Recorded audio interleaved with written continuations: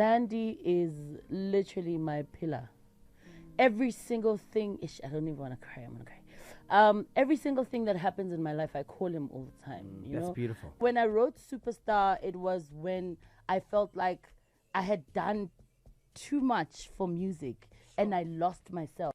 And that's been something I've been carrying this whole time, to say I would never want to lose myself for something that pays me, because that's money. It gets printed every day. I don't think there's a difference between a person that spends their money well and a person that doesn't, because my take of how people spend their money is based on how they lived before. I sacrifice so much of my luxury appearance. A lot of people will look a certain way and act a certain way. I don't care about that.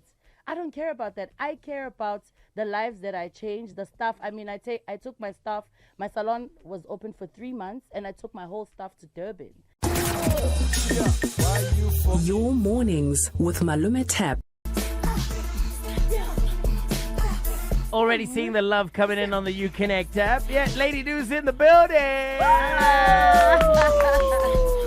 And you know what? I promised it was a complete coincidence that Macarena. We never know what song's gonna come up. It's coincidence, because I do see the similarities now. Tijina kind of took some influence from Macarena. But good morning. How you doing? Good morning, guys. Hey, guys, you woke up early. Oh, we're doing great. What time did you wake up today? I am from East Rand, so I had to wake up and drive from 5. Yeah, you had to avoid all that traffic, right? Yeah. Oh, well, And I'm always on time, so. we appreciate you for that. Yeah. We appreciate you for being on time, right? If you've got a question, you can send it through on the app. If we've got time, we'll ask it. But there's a lot to talk about, musical journey, and I want to start that like way back, right? I heard a rumor. Don't know how true this is, but we'll start there. I heard that your musical journey and career started at age 9, right? Tell us about that. How is it that a 9-year-old got into the industry and that isn't Arch Jr.? Yeah, so when I started, there was no social media at all. Luckily, I've got the picture. I actually won a DJing competition. Fresh, I think, was there, and Cleo was there. It was a vinyl explosion. And I was the first female to actually win it. I was actually the first female DJ. Hold on. Never mind female. You were playing on vinyl when you were 9. Yes, I've got a picture. I think I've got it. Let me I check. still can't play on vinyl. I have, I have the 35 years picture. later. I'll look for the picture for you where I won the DJ explosion. But I started playing at age 9, and I opted for hip hop. Is that what you were playing back then? Yes, so I was playing hip hop and commercial, but I loved hip hop more because it was more fun, and I think it was scary to see a child, play at the time, and it was like, she's a girl, and she's young, and because of school and coming from a family that is education based, I started lacking Yana in school because I was the it girl, like you get to school, you're already getting paid. I'm like, why am I coming to school again? Sure. And then my parents are like, no, you need to do something that you're going to fall back on in the years, and you need to focus on school first, then you'll come back into the industry. Yeah. People already know you, so it's going to be easy for you to come back. And that's exactly what I did. I went to school, I studied, and then I went into music after coming back from school. But I had traveled so many countries, and I studied so many courses, and I understand completely why my parents did that, because as soon as I dropped piano and it started working out for me, that's the first thing I did. I went back into what I studied in school, and I'm now opening businesses in what I actually studied in school. So it's literally like aligned. But I mean, it's always been in your blood, right? Like family-wise, music was always going to be in your destiny in one way or another. And I kind of understand when you look at her family, right? Why the hip-hop thing was so prominent. Yeah. Most people don't know your dad. DJ Chalk, Yes. good friend of mine, DJ Zandi, Yes. is your uncle. Yes. How much of an influence? Yeah, how shocked are you about that? I don't know, DJ Zandi. Proper Malume my Zandi, uncle. nice. Like, I call him every 2 seconds. Oh, what a great Yeah. man. How much of a positive influence did that have growing up? And how much do you still lean on them even now in the music business? I can tell you one thing. Zandi is literally my pillar. Every single thing, I don't even want to cry, I'm going to cry. Every single thing that happens in my life, I call him all the time. That's beautiful. And coming from a musical family is such a great, I could say, support system type of thing, because if you are not strong for the industry, you are not going to. I am telling you now, if you know mentally you're not strong for the industry, leave it before you even start it. You know, and I think one of the greatest things for me was learning from them, because if you look at Zandy's character, he's always down to earth. Yeah, chill guy. You'll never see Zandy angry. So that's what I channel myself into. So I always choose. My dad is like aggressive in music, you know, he's like a business. I want everything to work and it must be like this. And then, you know, so that's the character I took business wise. But personality, I took my uncle's because he's down to earth. He's down, you know, there's no you're bigger than somebody when it comes to, you know, branding. So that's how I view my career. I don't look at anybody bigger than anyone. I don't see superstars. I see everybody going into the same path and doing what their purpose is.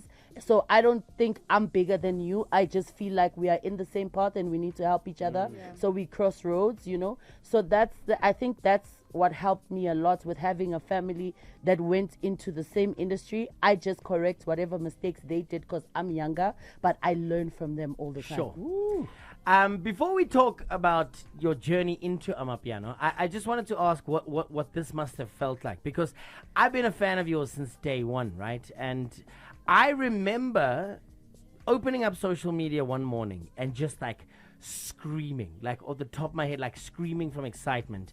And the picture that I saw was a Times Square billboard with your face on it, a Spotify Times Square billboard. When did they make you aware of that, and what did something like that feel like? Because that, I don't care what anyone says, that's a huge. big That's a thing. big deal. That's a big Guys, thing. I almost passed out. Like, pass out was an understatement. I think what was scary for me was, at the time, I think I had 50,000 followers. And when I was looking at all the people that were on Times Square billboard, they all had 2 million, 1 million. Yes. And so it was more of a, why me? Instead of, I deserve it. You know, it was a, why me? Why would I be chosen? But the same week, I had Levi's, I had Bulldog, and they were all from the UK, not South African, you know. And I was like, what's going on? What's happening? Why me? Why are they choosing me? And I remember the lady that I was speaking to said to me, and it's Fiona. I think you know Fiona from Spotify. I do. She said to me, So you knew that it was coming. Did they tell you beforehand, be like, listen, you're going to be on a billboard in Times no, Square? they didn't tell me Times Square. They said, A billboard. we want to put you as the masterclass activist for piano. Sure. Right? So I did an interview for the masterclass teaching people about piano because they felt like I was literally the biggest in piano in 2021. So I did the masterclass. With the masterclass, I think the COO of Spotify listened to the interview. Ooh, wow. And he was like, Who did? if we want to make piano win, we must put that girl somewhere, right? So she said, you're going to be on a billboard. I'm thinking I Bram somewhere. But Yeah, sure. Yeah. Gululis, dog, like Bro. in Main Reef Road. The same day you guys saw the billboard. It's when you saw it. I saw the billboard. That's amazing. It's Did exactly- somebody run and tag? Did you see it naturally? No, one of my fans Yeah. from America actually shot a video and sent it to me and said, wow. I just saw you. That's I'm goosebumps, like, yo. what? And the way it was so aligned, right? Everybody was posting the picture. When I posted the video, they were like, she's probably in New York. I'm like, no, I'm not in New York. I'm at home, bro. Somebody actually... I'm in the east, yo. You know, so luckily one of my friends was walking past the billboard, but it was Grammy time. And the way my things are so aligned, the same exact thing happened now with the Grammy article. Yeah. I was sleeping in my house. I'm like, okay, whatever. My friend sends me a message. Did you see yourself? You're on the Grammy website. I'm like, me, please, whatever. I opened it and I'm like, I'm really on it. I started screaming. But the week before I was on the BET. BET was profiling me and I thought it was bet.co.za. I was It's confused. mothership. Yeah, It's it's the Yeah. real. No, it's the- I thought it was The real one. I thought it It was must be the South African branch. yeah, I thought it was the one for the reality shows. I'm like, no, I think it's the one here. .co.za. My brother's like, no, it's .com, bro. I open it. There's Kanye's article. There's Beyonce's article, there's and you. right There after, you then are. there's Yeah. me. I was like, That them deal. whatever God wants with me, do it. It's fine because I literally till today because I had a past experience with management. I don't have management. I literally do everything myself. I answer questions. I've hired somebody as an assistant, but it's somebody that worked a 9 to 5 that I've put in my team that is so good at emails and communication. But I do absolutely everything myself. What? I love that. Everything that you see is literally my approval. You know, it's not easy. I'll say that. It's not easy to do that. But I always advocate for that kind of thing. Yep. Because you will be in complete control of what you do and what you don't do. Exactly. If you are self-managed Yes. in that way, right? Yeah. But like you still need a team. Yes. You know, it takes a village, as they say. Yes. So what do you think? What's the most important part of that team, right? Outside of the music and the production, but what are some of the things people don't realize the importance of? Is it a videographer, social media? Is it someone to do all of that for you? What's important? So I advocate for people being in control of their brands. People don't understand what brand and personal life is. They think your brand is your personal life, and you have to detach your personal life from your brand. And so, like I was explaining in the morning, I take myself as a bottle of water. That's Lady Do, right? And then I'm Dudungwenya. When I get to my house, the bottle of water is left at the store, and I walk in as myself. When I meet people for the first time, I am not Lady Do, which is why you will see that I will have normal conversations. I don't like sitting at VIP. I like being with people. I like feeling attached to people and making them see that I am just a star that's up there shining light so that you can be me one day, you know? So what I've learned is if you have full control of your career, it is easy for you to make decisions that are very smart instead of decisions that are financially based. Because there's people out there, let's say there's somebody that comes to me and says, I only have 10,000 rand, and you literally can see that this person only has that amount, you know. I'm not going to say no to you because I'd be crushing your dreams. Nice. I am going to sacrifice myself and say this I'm going to give to my team because that's how much they charge, but I will come for free. And next time, this is the amount you're supposed to pay, you know. And those decisions, as you are not going to do that because you need your 20%, Yeah. right? And you always want your 20% to be higher than any amount that I offer you, right? So you're not going to take 20% 5,000 of rand nothing is Do you nothing. understand? You know? So you're not going to take that because you feel like, no, I'm the manager. But with me, I know that this person's dream relies on what I do and their salary relies on what I do. So I have to sacrifice my feelings because somebody somewhere in New York, in South Africa, and you right now are sacrificing your time to make me shine. Oh man, I've got a bit of an Hold up, we're going to observation. pause it there. We're going to pause it there. I Okay. know Temper's got a lot of questions. Hosie's also going to lead us off when we come back. She's dying to ask you a couple of questions. She's such a big fan, and piano, like it's her thing.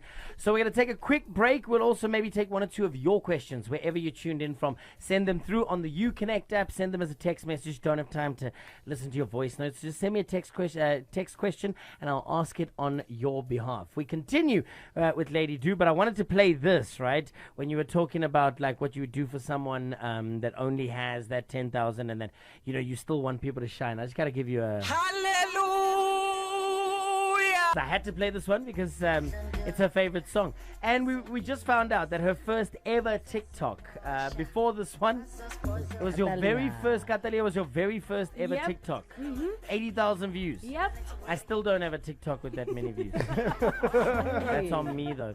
All right, we're live in studio every Thursday. We bring you a guest. This is my favorite one so far, and I ain't even just stunning that. This one I've been looking forward to. KO's gonna have something to say about that. Hi, KO. I say it now. I'm enjoying Lady Do more than I enjoyed hanging out with KO with my chest. Yeah, Lady Do's in studio hanging out with us for the next 20, right till the end of the show.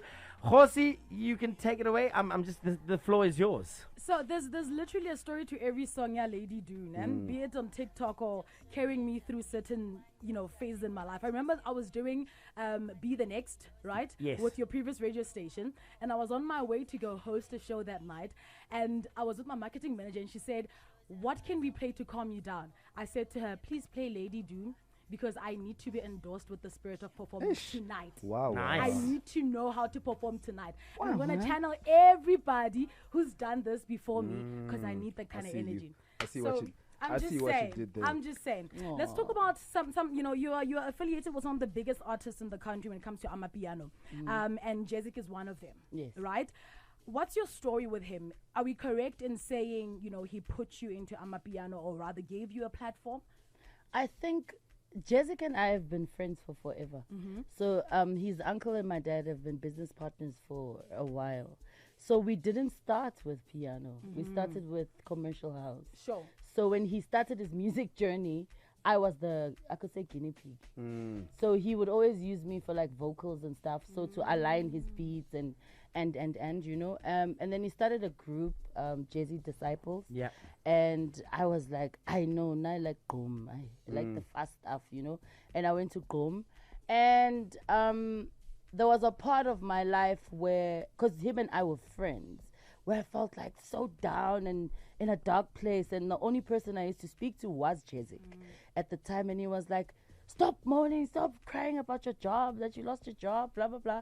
Just come to the studio and take it out in studio. And that's when Superstar came. And I think when I wrote Superstar, it was when I felt like I had done too much for music and I lost myself.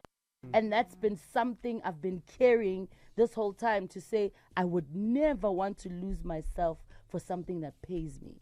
Because that's money. It gets printed every day.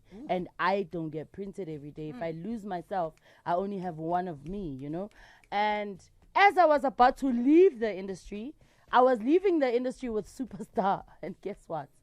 And that's when the industry accepted me. And to be quite honest with you, that's when I started understanding what purpose and an alignment is. That it might not happen in your time, but it will happen in God's time, you know. And so I dropped Superstar. Jezik was there for me. And then through the stress, Msebenzi Wetu came. I was still stressed and going through a dark time. And I chose not to write lyrics because I said I wanted to create a siren for people with depression. Love for people that are low. When you sing the song, you don't sing it, you actually, because you know when you're in your house and you're thinking, why am I not where I want to be? And you feel like screaming. And you're pacing yes, up and and down. you're literally asking yourself, but my friends are here and I've been with them. We did the same thing. Why is mine not working out? Yeah. I've been doing music for 10 years. I mean, why is it not working out? And then I was like, I'm not going to sing. I'm actually going to have a siren. And he's like, what's a siren? I'm like, yeah, well, that's calling. I need The to one where you're like, "Hey, alarm." Man. She's like, what do you mean? I'm like, you will understand the day this song touches people because of this siren. People are going to understand that this is way more spiritual than it actually is from a voice, because it comes from my stomach and I'm speaking through a siren to say, you're not alone. We are here. And one thing I wanted to do was to be a vessel of truth, you know. So with Msebenzi Wetu, right, coming out, and then came to Katalia. So all my songs have a story to tell, because Msebenzi Wetu was when I was depressed, right? Dagiwe was when I tried to overdose on pills. So people don't know that I don't drink, right? So bizu mamam azongbona manginje, bizu babam azonglanda angangshayi, bizu kokwami. You know, that's saying call my parents to come and see me when I'm like this, so that they can heal me, because I'm drunk in my thoughts and I don't. It's a cry for attention. Then when my things started falling into place, izinto zam zamba ngolayin. So my songs are all a blueprint of my your journey. actual Of your own journey. life. So now I'm celebrating. Gina's like, I'm dancing, I'm happy now, I'm content with my life. So we celebrate, you know. So it's always been a blueprint of my life. I've never written a fun song. It's always, it's literally, because even when you listen to my song, my album from 1 to 20, it's a story of my life, from how I got anxiety to how I dealt with depression to how I celebrate my story. So I take music as myself. You know, so it's my inner being coming out in music. You know, Lady Ju, just listening to your story, and I have to say, Pompo, you're right. This is probably the most iconic interview we ever had. Right. And I've had so many goosebump moments. Just an observation and a question from my side. The observation is your alignment is real. It started at 9 years of age. Yes. And everything that you have accomplished right now is exactly where you're supposed to be. Exactly. If not you, then who? If not now, then when? Since you were 9 years old and you've worked through sort of the industry, Ziki and Wo Zeni, and so do you think that's put you in good stead to almost be ahead of the curve and others who struggle perhaps to work out the game and see that sweet spot because you started quite early? Yes, I think I can actually see what the financial behavior of the industry, right? You can tell a very smart person, and you can tell, and I don't think there's a difference between a person that spends their money well and a person that doesn't, because my take of how people spend their money is based on how they lived before. So there's people that are trying to get rid of the stigma of uhlupegile, uphume ekhaya elingekho right, you know. So the first thing that comes to mind is, let me buy a big house. Yeah, poverty so of all the the mind. people, do you understand? So all the people that used to make fun of me no longer make They're fun gonna of see me, what I got on the right? board, yeah. So I had the privilege of walking and looking at my stars that I looked up to die and have nothing. Right? So what I said, and I remember saying this on socials, if you follow my actual page, and you will see every time I post, if I have 2 million followers, I must have 2 million rands as net worth. Sure, right? sure. So that's what I do. If I've got 2 million followers, it must be 2 million rands. If I've got 4 million followers, it must be 4 million rands. So I've never been I want to have billions. I dream where I can reach. So I will write, this is my dream car, right? And then I will follow that until I get it. Then I go to the next dream. you level Because up. the problem with depression is you dream far from your reach. And when you don't reach it, you feel like you're a failure. Ganti, no, you set goals that were never for Unrealistic, you. yeah, Do you understand? So let's live for purpose and not dreams that you know are impossible to reach. Have reachable dreams. Like dream of buying a Porsche next year. That's what I do. And when I get it, then I have the next dream. Now I'm building apartments, right? I had a dream to open a salon. I've got a salon. I don't owe anything on it. I bought the house from my bookings money. I sacrificed so much of my luxury appearance. A lot of people will look a certain way and act a certain way. I don't care about that. I don't care about that. I care about the lives that I changed, the staff. I mean, I took my staff. My salon was open for 3 months, and I took my whole staff to Durban. That's the experience I want. It was the first time all of them have ever been to Durban. And that's what makes me happy. You know, because I say my success is going to be through the people I touch, not what I look like or what I have. You know what? That's exactly where we can leave it for now. We'll come back with final thoughts in a little bit. All right, we're still closing off the interview. We're hanging out. We've had the privilege of hanging out with Lady Do in studio since 8. We do this every Thursday. To close it off, I just wanted to find out.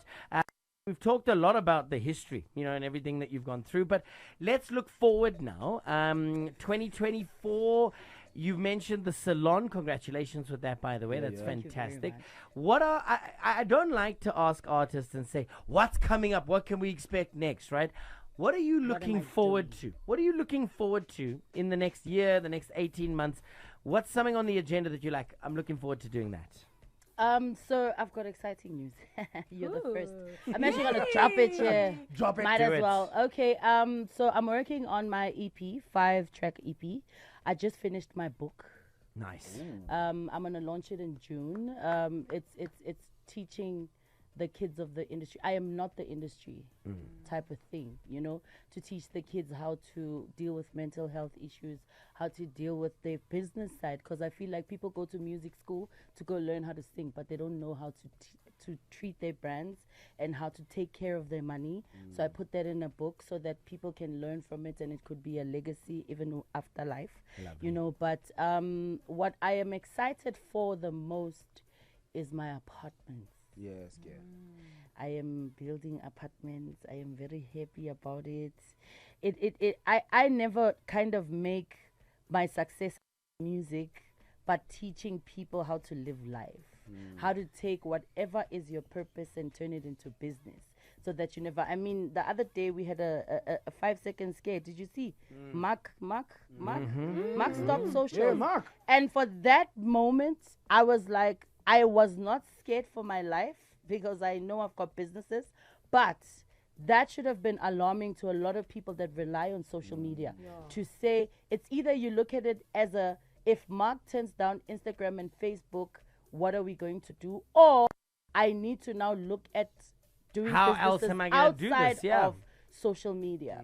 So with that being said, I'm very excited for my album, for my book launch, and my merch. So And the merch apartment. coming out. And the apartment. Yeah, apartment. Imagine having Lady Du as your landlord, guys. Ah, When she comes to chase you for yeah, money, when she's you like, don't didn't have pay. money, I can no, say, wow, I don't wow. chase people.